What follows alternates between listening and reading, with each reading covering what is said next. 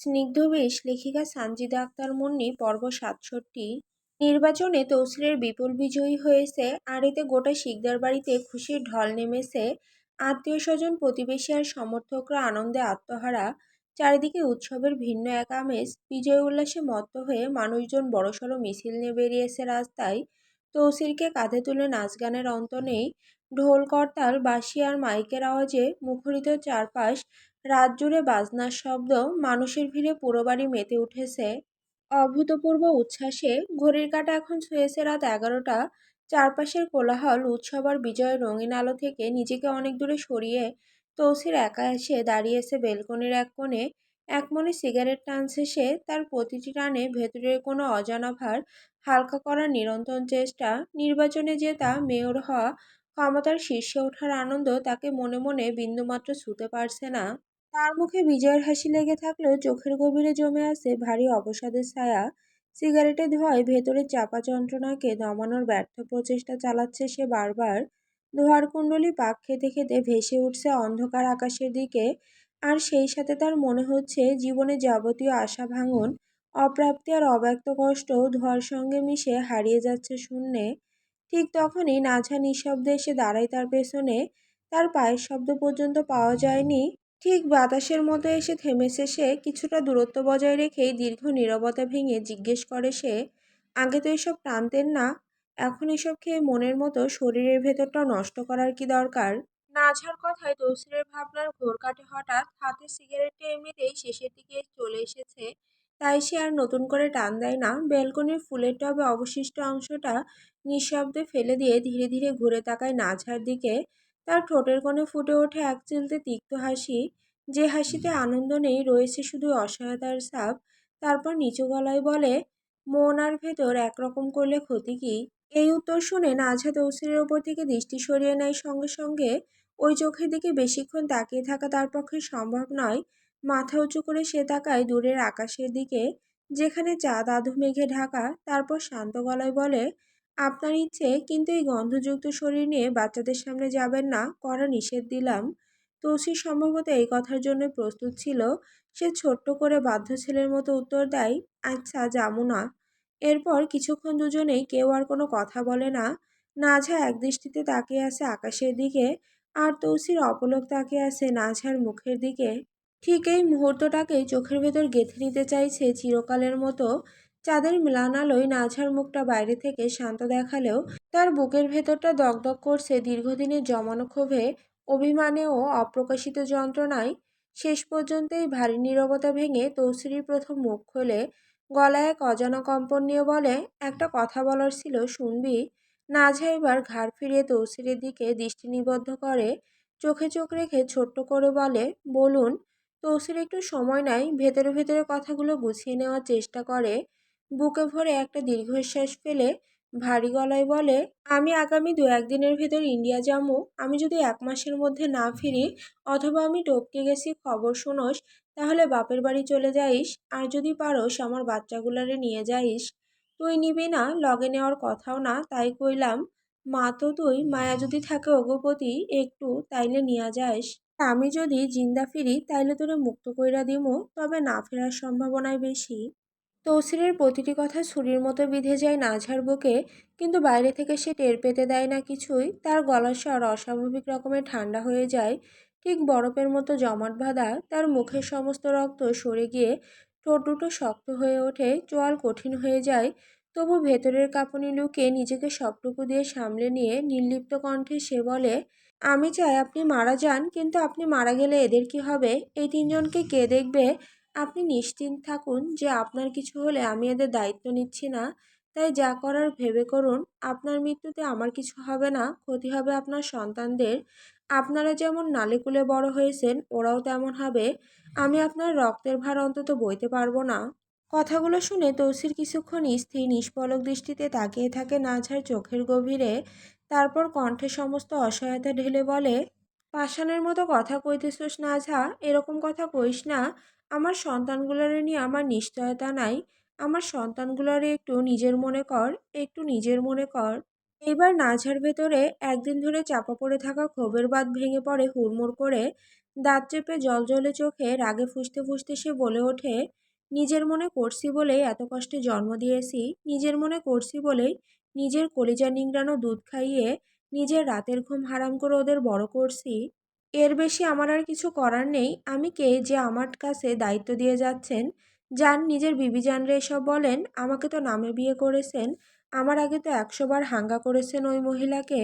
তাহলে ওই মহিলার কাছে যান, নিজের বিবিজানকে গিয়ে বলুন। যার কথায় ওঠেন বসেন তাকে না বলে আমাকে কেন বলছেন? তৌসির না ঝাড়েই তীক্ষ্ণ বিষাক্ত প্রশ্নের কোনো উত্তর দেয় না সরাসরি, শুধু ঠোঁটের কোণে ফুটে ওঠে একটা তিক্ত হাসি, যে হাসিটার ভেতর লুকিয়ে আছে অনেক ব্যর্থতা, অনেক অপরাধবোধ আর স্বীকারোক্তি। সে খুব ভালো করেই জানে প্রতিবাদ করার কোনো অধিকার আর তার অবশিষ্ট নেই। কিছুক্ষণ চুপ থেকে শান্ত ক্লান্ত গলায় বলে, তুই ছাড়া এদের গতি নাই তাই, কারণ তুই ওদের মা। এই সহজ স্বীকারোক্তিমূলক কথাগুলো নাঝার রাগের আগুনে ঘি ঢেলে দেয়। ক্রোধ আরও কয়েক গুণ বেড়ে যায় তার, চোখ দুটো জ্বলে ওঠে অঙ্গারের মতো, বুকের ভেতরটা গোঙানির মতো ফুঁসতে থাকে চাপা কান্নায়। রাগকে কোনো মতে দমাতে সে ব্যালকনির ঠান্ডা লোহার রেলিং শক্ত করে চেপে ধরে। তার আঙুলের গাঁটগুলো সাদা হয়ে যায় চাপের তীব্রতায়। তারপর ধীর কণ্ঠে ছুড়ে দেয় সেই কথাটা যেটা এতদিন বুকের ভেতর গুমড়ে মরছিল, আমার তালাক চাই, আমি এই বাচ্চাদের সামলাতে পারবো না। এই কথায় তৌসিরের ভেতরে সহ্যের সীমা হঠাৎ ভেঙে পড়ে। এতক্ষণে চাপা কষ্ট এবার রাগে রূপ নেয়। সে ধমকে ওঠে গমগমে গলায়, এই মাঝরাইতে গালিটা খাইস? সিনাল কথাবার্তা বাদ দিয়ে যা ঘুমা গিয়া। কিন্তু নাঝাওয়াজ পিছু হটার পাত্রী নয়, সে সোজা তাকিয়ে জেদ ধরে বলে, ঘুমাবো না, এখানেই থাকবো আমি। তৌসির কিছুক্ষণ চুপচাপ দাঁড়িয়ে থাকে। নাজহার সেই জেদি মুখের দিকে তাকিয়ে থাকে অপলক। বুঝে যায় এই মুহূর্তে কথা দিয়ে কিছু হবে না, যুক্তি দিয়ে ওর জেদ ভাঙানো সম্ভব নয়। ভেতরে ভেতরে সে একটা সিদ্ধান্ত নিয়ে ফেলে। তারপর আর একটা কথাও না বাড়িয়ে বিন্দুমাত্র কালক্ষেপণ না করে এক ঝটকায় ঝুঁকে পড়ে, নাঝাকে কোলে তুলে নেয়। এতটাই আকস্মিক এই কাণ্ড যে নাঝা প্রথমে টের পর্যন্ত পায় না কী ঘটল। তারপর সোজা রুমের দিকে হাঁটা দেয় তৌসির। নাঝা চিৎকার করে না, বাচ্চাদের ঘুম ভাঙার ভয়ে গলা চড়ায় না, তবে ভেতরের তীব্র আক্রোশে খুব জোরে তৌসিরের কলার চেপে ধরে। দাঁতে দাঁত চেপে নিজের নখ বসিয়ে দেয় ওর প্রশস্ত বুকে। ছাড়িয়ে নেওয়ার প্রাণপণ প্রচেষ্টা তার চলছে, শরীর মোচড়াচ্ছে, হাত ছুটছে, কিন্তু তৌসিরের বাঁধন এতটাই মজবুত, তার বাহুর গাঁথনি এতটাই কঠিন যে সেই কোলের বন্দিদশা থেকে বের হওয়া মোটেও সহজ কাজ নয়। রুমে ঢুকে তৌসির ধীরে সুস্থে নাঝাকে বিছানার উপর নামিয়ে দেয়, ঠিক ঘুমন্ত বাচ্চাদের পাশে। তারপর নিজেও কোনো কথা না বলে চুপচাপ শুয়ে পড়ে ওর পাশে, একটা হাত বাড়িয়ে শক্ত করে জড়িয়ে ধরে ওকে। বালিশে মাথা রাখে ক্লান্তভাবে। কিছুক্ষণ সে তাকিয়ে থাকে ঘুমন্ত বাচ্চাগুলো নিষ্পাপ মুখের দিকে, তাদের নরম গাল, ছোট্ট নাক, ঘুমের মধ্যে হালকা কেঁপে ওঠা ঠোঁট। নাঝা বিরক্তি নিয়ে তৌসিরের হাত নিজের শরীরের ওপর থেকে সরিয়ে দিতে দিতে ঝাঁঝালো গলায় বলে, সরান হাত। বলেই সে হাত বাড়িয়ে অন্য পাশ থেকে একটা বালিশ টেনে এনে বাচ্চাদের দিকে দিয়ে দেয়, কারণ সে ভালোভাবেই জানে তৌসিরকে যতই সরিয়ে দিক না কেন সে কাছেই থাকবে, মুখে বলেও দূরে সরানো যাবে না। রাত হলে একদিকেই বাচ্চাদের বাপের যন্ত্রণা, অন্যদিকে বাচ্চাদের দায়িত্ব, দুই মিলে তার জীবনটা এক কঠিন টানাপোড়েনের চাদরে মোড়া। এরপর সে বাচ্চাদের দিকে কাত হয়ে শুয়ে পড়ে, ওদের ছোট্ট শরীরগুলোকে বুকের কাছে টেনে নিয়ে চোখ বুজে নিজেকে ঘুমের অতলে ঠেলে দেওয়ার আপ্রাণ চেষ্টা চালায়। ঘুমটা এখন তার প্রধান আশ্রয়। কিন্তু তৌসির থামে না। ধীরে ধীরে অত্যন্ত সন্তর্পণে সে আবারও নাঝা টি শার্টের ভেতর হাত প্রবেশ করিয়ে দেয়। তার উষ্ণ হাতের ছোঁয়া নাঝার শীতল ত্বকে গিয়ে ঠেকে। তৌসির শক্ত করে জড়িয়ে ধরে ওকে বুকের সঙ্গে ঘাড়ের ভাঁজে নাক ডুবিয়ে দেয় গভীরভাবে।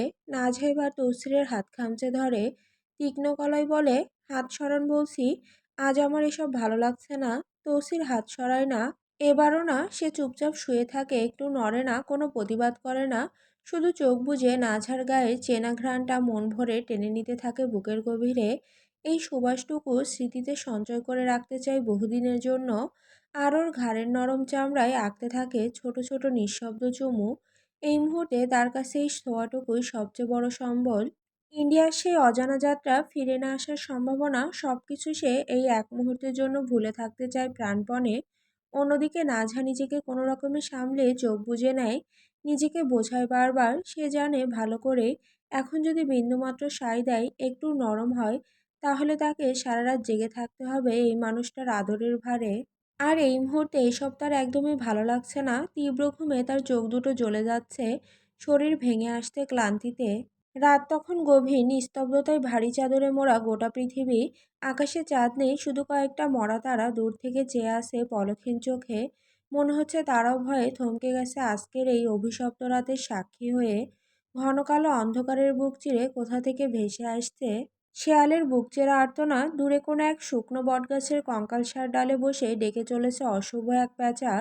তার প্রতিটি ডাক কোনো অনাগত মৃত্যুর ঘোষণা শোনাচ্ছে।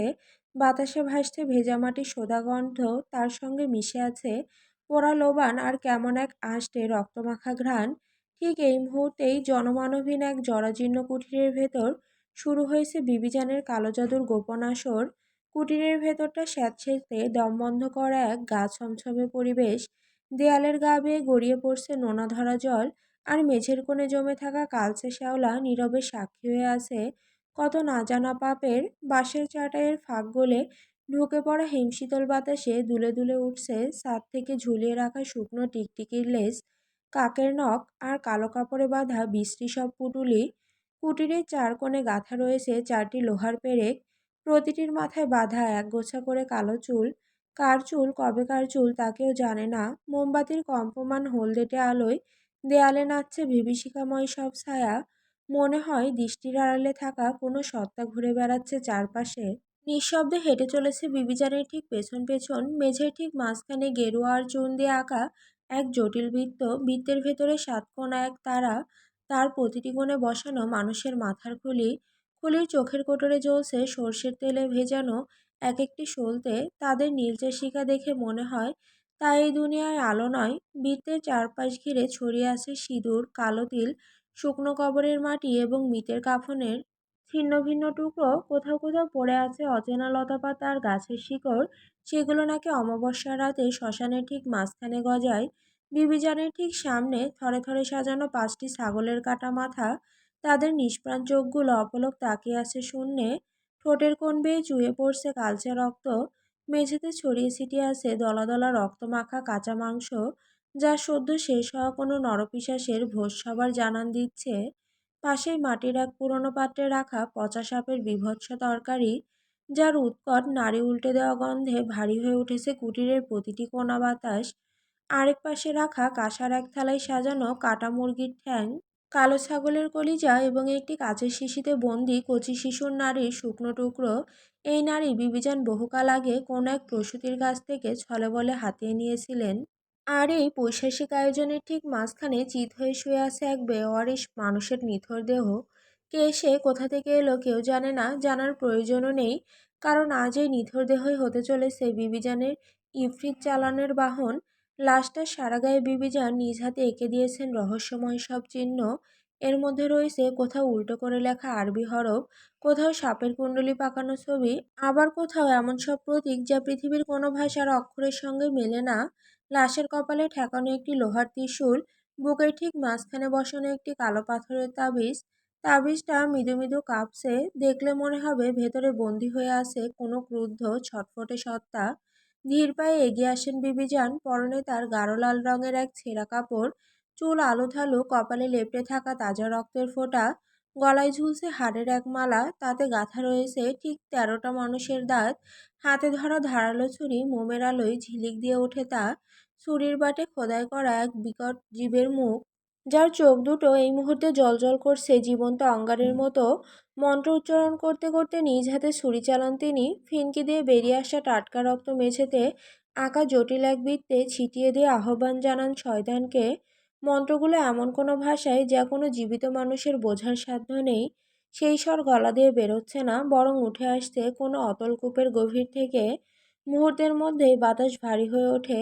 কুটিরের ভেতর আচমকা বইতে শুরু করে হিমশীতল এক ঝড়ো হাওয়া।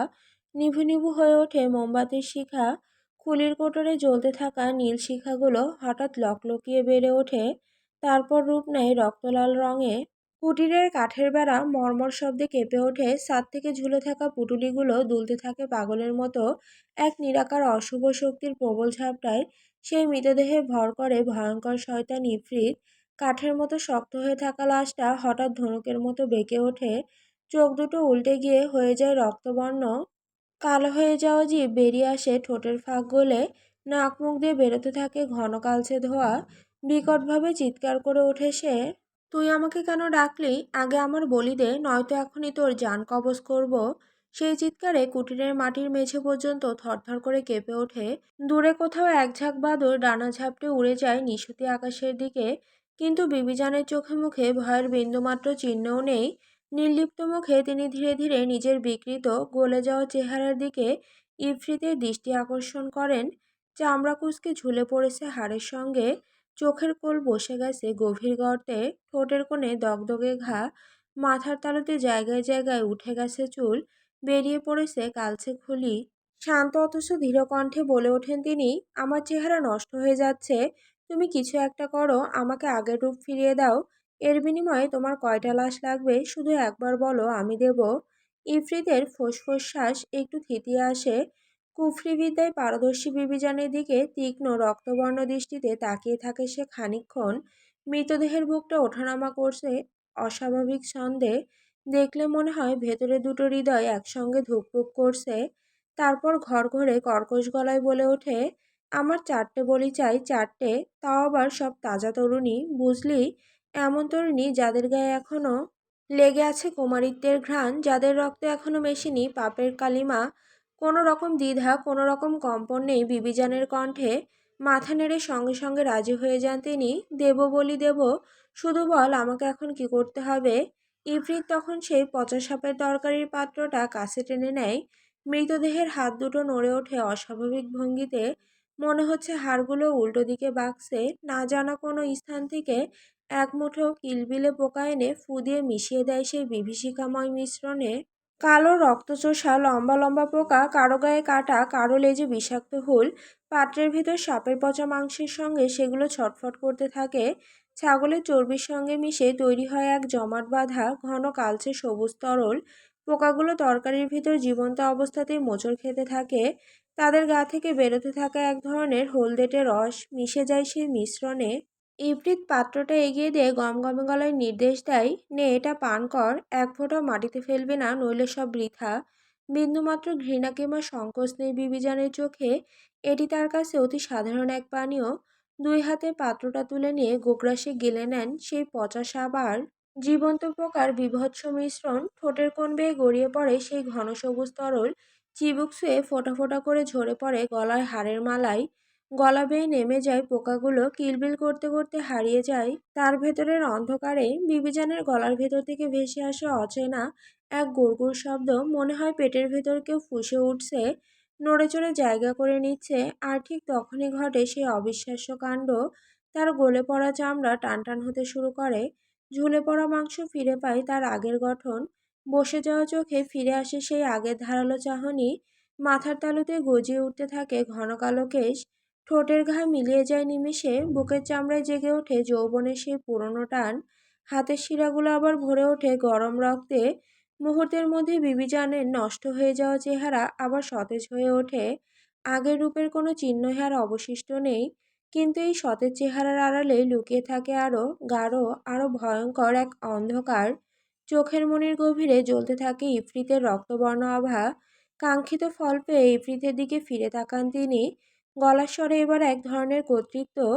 3 দিনের ভেতর তুই তোর বলি পেয়ে যাবি, এবার যা যা এখান থেকে, তবে খেয়াল রাখিস আমার পরিবার, আমার নাতি নাতনি সবাই যাতে সুরক্ষিত থাকে। যদি আমার রক্তের কারো গায়ে একটা আঁচড়ও লাগে, আমি তোকে এমন বন্দি করব যে 1000 বছরেও মুক্তি পাবি না। এক দমকা হাওয়া উঠে ইফরিত মিলিয়ে যায় শূন্যে। মৃতদেহের বুক থেকে বেরিয়ে আসে ঘন কালো ধোঁয়ার এক কুণ্ডলী, ছাদ ফুঁড়ে বেরিয়ে যায় বাইরের অন্ধকারে। লাশটা আবারও পড়ে থাকে নিথর নিষ্প্রাণ, শুধু বুকের ওপর রাখা কালো তাবিজটা তখনও মৃদু মৃদু ধুক ধুক করে প্রমাণ করছে ভেতরের বন্দিশর্তটা এখনো পুরোপুরি শান্ত হয়নি। চারপাশটা এমন স্তব্ধ হয়ে আসে যে বোঝার উপায় নেই কিছুক্ষণ আগে এখানে কি ঘটে গেছে। ধীর পায়ে বিবিজান এগিয়ে যান কোণে রাখা পুরনো ধুলোমাখা এক আয়নার সামনে। সেই আয়নাটাও সাধারণ কোনো আয়না নয়। 13 বছর আগে এক ভরা অমাবস্যায় শ্মশানের ঠিক মাঝখানে বসে বিবিজা নিজ হাতে বানিয়েছিলেন এই বস্তু। তার পেছনে লেপে দিয়েছিলেন 7 জন মৃত মানুষের রক্তে ভেজানো পারদ। ফাটল ধরা কাচে নিজের ফিরে পাওয়া রূপ দেখে ঠোঁটের কোণে ফুটে ওঠে এক বিশ্রী পৈশাসিক হাসি। আয়নার ভেতর থেকে তার প্রতিবিম্বও হাসে, কিন্তু সেই প্রতিবিম্বের হাসি বিবিজানের হাসির চেয়ে আধ পলক দেরিতে ফোটে। আধ পলক দেরিতে মেলায় সেই হাসি ধীরে ধীরে রূপ নেয় বিকট অট্টহাসিতে, যার প্রতিধ্বনি কুটিরের চার দেওয়ালে বাড়ি খেয়ে ফিরে আসতে থাকে বারবার। কুটিরের বাইরে বসে থাকা পেঁচাটাও চুপ করে যায়। শেয়ালের ডাক থেমে যায় নিমিষে, মনে হচ্ছে গোটা জঙ্গল ভয়ে স্তব্ধ হয়ে গেছে এক হাসির শব্দে। হাসি থামতেই কিছুটা স্থির হন তিনি, চোখ বন্ধ করে গভীর কণ্ঠে ডাক পাঠান আরেক জিনকে। অমনু সিবুন মেঝেতে আঁকা বৃত্তের কেন্দ্রে রাখা এক মুঠো কালো ছাই তুলে নিয়ে ফু দেন বাতাসে। সেই ছাই বাতাসে মিলিয়ে যেতে কুটিরের এক কোণে ঘন কুয়াশার মতো ধোঁয়া জমতে থাকে। ধোঁয়ার ভেতর থেকে ভেসে আসে হালকা এক আতরের ঘ্রাণ, কিন্তু সেই ঘ্রাণের নিচে চাপা পড়ে থাকে পোড়া মাংসের বিশ্রী গন্ধ। ধোঁয়ার ভেতর থেকে বেরিয়ে আসে সেই জিনের অস্পষ্ট অবয়ব, লম্বা ছিপছিপে মুখ ঢাকা কালো ঘোমটায়, চোখ দুটো শুধু জ্বলছে দুটো সবুজ আগুনের ভাটার মতো। বিবিজান আদেশ দেন ঠান্ডা নির্মম কণ্ঠে, যাও, এখনই গিয়ে চারজন তরুণীকে ধোকা দিয়ে আমার কুটিরের দিকে নিয়ে এসো। এমন রূপ ধরো যাতে ওরা তোমাকে দেখলেই মুগ্ধ হয়ে পিছু নেয়, কেউ যাতে সন্দেহ করার সুযোগ পর্যন্ত না পায়। জিনটি কোনো প্রশ্ন করে না, উত্তরও দেয় না, শুধু মাথা নত করে সম্মতি জানিয়ে বাতাসে মিলিয়ে যায় নিমিষেই। বিবিজান আসলে সাধারণ কোনো ডাইনি নন, তিনি এক ভয়ঙ্কর কুফুর, যার নাম শুনলে অন্ধকার জগতের বড় বড় সাধকও কেঁপে ওঠে। তিনি শুধু একটি দুটি নয়, 7-8টি ভিন্ন প্রজাতির জিন পুষে রেখেছেন তিনি নিজের বশে। কেউ থাকে বাতাসে, কেউ পানিতে, আবার অন্য কোনোটি লুকিয়ে থাকে মাটির অতল গহ্বরে। কালো জিন ভর করে পুরনো বটগাছের কোটরে, কোনোটি নদীর ঘোলা জলের নিচে, আবার কিছু জিন কুটিরের চালার ফাঁক ফোকরে বসে চুপচাপ পাহারা দেয় বিবিজানকে। নিয়মিত বলি দিয়ে তাজা রক্তে এদের তুষ্ট রেখে বিবিজান হাসিল করেন তার সমস্ত হীন স্বার্থ। আর বলির উষ্ণ রক্ত পান করে করে দিন দিন আরও ভয়ঙ্কর, আরও শক্তিশালী হয়ে উঠছে তার পোষা এই অশুভ জিনের দল। তার কালো জাদুর ভাণ্ডারে জমা আছে এমন সব ভয়ঙ্কর বিদ্যা, যা শুনলে যে কোনো সাধারণ মানুষের বুক কেঁপে ওঠে। কারো ওপর বান মারা, কারো ঘরে সিঁদুর মাখা পুতুল পুঁতে রাখা, কারো বিছানার গোপনে ছড়িয়ে দেওয়া কবরের মাটি, কারো খাবারে মিশিয়ে দেওয়া মৃত মানুষের নখের গুঁড়ো, এসব তার কাছে হাতের মোয়া। কেউ যদি তার পথের কাঁটা হয়, বিবিচার নিমিষেই তার নাম লিখে ফেলেন কালো কাগজে। সেই কাগজ পুঁতে দেন কোনো নবজাতকের কবরে। ব্যাস 7 দিনের ভেতর সেই মানুষটি ধুঁকতে ধুঁকতে চলে যায় না ফেরার দেশে। কেউ যদি তাকে ভালোবাসতে না চায়, তিনি বশীকরণ করে তাকে টেনে আনেন নিজের পায়ের কাছে। কেউ যদি তার সম্পত্তির দিকে চোখ তুলে তাকায়, তার চোখ দুটোই অন্ধ করে দেন এক রাতের ভেতর। কিন্তু এই সব কিছুর পেছনে লুকিয়ে আছে তার এক সুদূরপ্রসারী ভয়াবহ পরিকল্পনা। জিনপালার এই অন্ধকার সাম্রাজ্য, এই রক্তমাখা উত্তরাধিকার একদিন তিনি তুলে দেবেন একজনের হাতে। সেই একজন হলো তৌসির। সকাল ঠিক 7টা, দিনের ব্যস্ততা এখনো সেভাবে জমেনি, কিন্তু তৌসিরের চারিদিকে সেই শান্তির লেশমাত্র ছিটে ফোটা নেই। এখানে রীতিমতো জটলা জমে উঠেছে। রুদ্র, নহমান আর কেরামত, এই তিন মূর্তি তৌসিরকে মাঝখানে ঘিরে ধরেছে। একজন তার হাত চেপে ধরে আছে, আরেকজন কাঁধে হাত দিয়ে ঝুঁকে পড়েছে, তৃতীয় জন সামনে দাঁত কেলিয়ে হাসতে। সবার মুখে একই আবদার, একই সুর, কাকতি মিনতি করে তারা বারবার বলছে, ভাই একটাবার করতে দাও আকামটা, শুধু একটাবার দেখি ভাবে রিয়াকশনটা কি হয়। গত কয়েকদিন ধরে এরা তৌসিরের পেছনে আঠার মতো লেগে আছে একটা অকল্পনীয় নাটক মঞ্চস্থ করার জন্য। যেখানে সেখানে ওরা পড়ে আছে, ছাড়ার কোনো নাম নেই। ওদের মাস্টার প্ল্যান হলো কাউকে একজন বউ সাজিয়ে তৌসিরের সাথে বাড়িতে ঢোকানো হবে, আর তৌসির বাড়িতে গিয়ে সবাইকে বলবে যে নাজহা তাকে একদমই পাত্তা দেয় না, তাই বাধ্য হয়ে সে দ্বিতীয় বিয়ে করে ফেলেছে। প্ল্যানটা শুনে প্রথম দিনই তৌসিরের চোখ কপালে উঠেছিল। তৌসির এসব পাগলামির ধারে কাছেও যেতে রাজি নয়। সে খুব ভালো করে জানে এই নাটক করলে নাজহা বাকি জীবন তাকে এই নিয়ে খোঁটা দেবে।